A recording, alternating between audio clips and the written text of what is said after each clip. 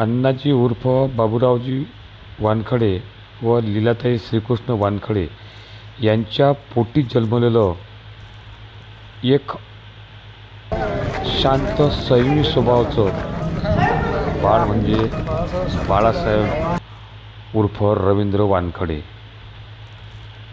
गाडगे महाराज यांच्या पावन पावलांनी पावन झालेलं रिनमुचन पूर्णा नदीच्या काठावर वसलेलं आमला या गावचे हे रहिवासी. वडिलाप्रमाणेच शेती करताना त्यांनी राजकारणात पाऊल टाकलं आहे व पाहता पाहता ते कृषी उत्पन्न बाजार समिती दर्यापूरचे अध्यक्ष बनले. वडिलांनी स्थापन केलेल्या ज्या शैक्षणिक संस्था आहे त्या सांभाळताना त्या संस्था त्यांनी फार भरभराटीस नेल्या. असा हा शांत संयमी सुस्वभावी माणूस, प्रत्येकाला हवासा वाटणारा,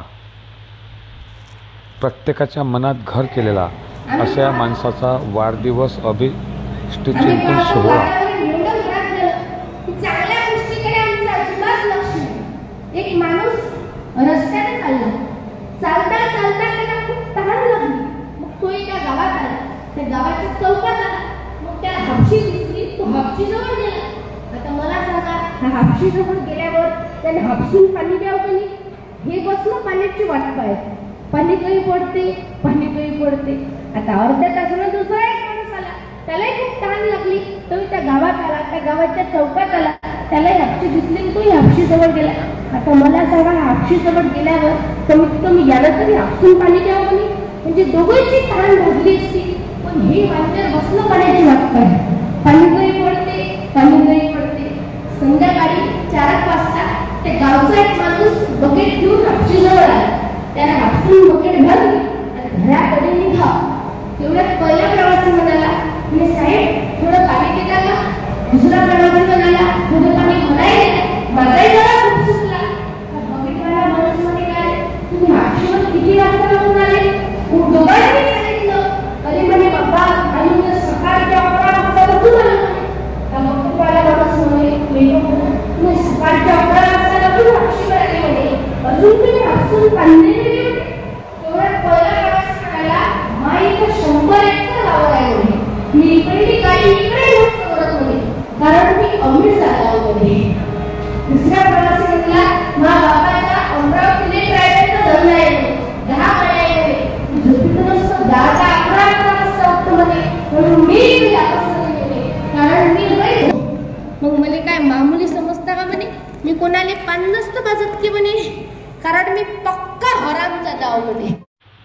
त्यानिमित्त इथे सामाजिक कार्यक्रम ज्यामधून समाज प्रबोधन होतं आहे असं कीर्तनाचा कार्यक्रम इथं आयोजित केलेला होता.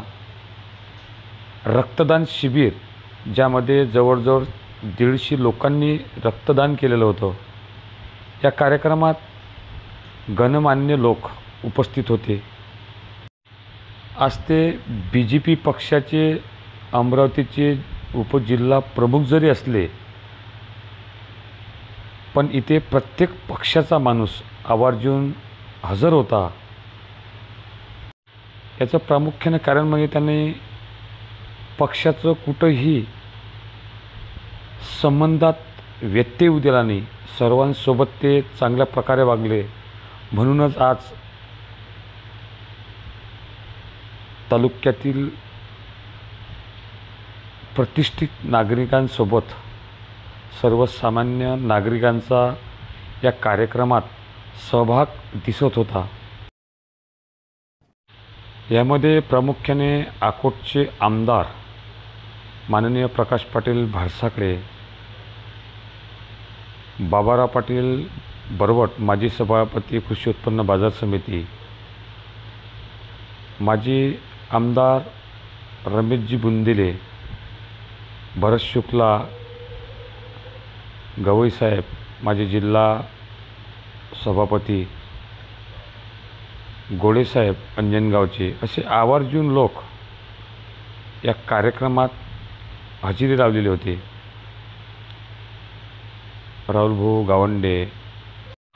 बाळासाहेब हे BJPत असल्यावरसुद्धा त्यांच्यावर फडणवीसांच्या थर्ड क्लास विचाराचा कुठल्याही प्रकारचा प्रभाव पडलेला नाही. त्यामुळेच ते समाजात गोड आहेत. प्रामुख्याने राजूभाऊ, त्यानंतर सर्वसामान्य म्हणजे बुरघाटे यांचंसुद्धा या कार्यक्रमात आवर्जून उपस्थिती होती मित्रमंडळ सोबत घेऊन.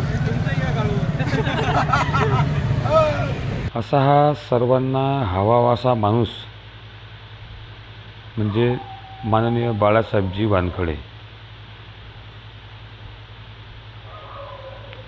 सर्वांनी पुष्पगुच्छ देऊन त्यांच्या या वाढदिवसानिमित्त त्यांना दीर्घ आयुष्यासाठी सर्वांनी देवाला प्रार्थना केल्या.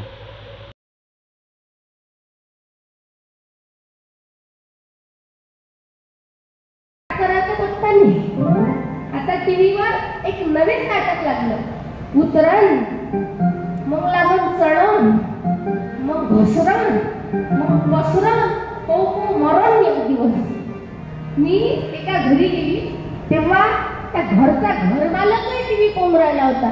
त्याची बायकोही कामधंदे सोडून चष्मा लावून टीव्ही जवळ बसली होती.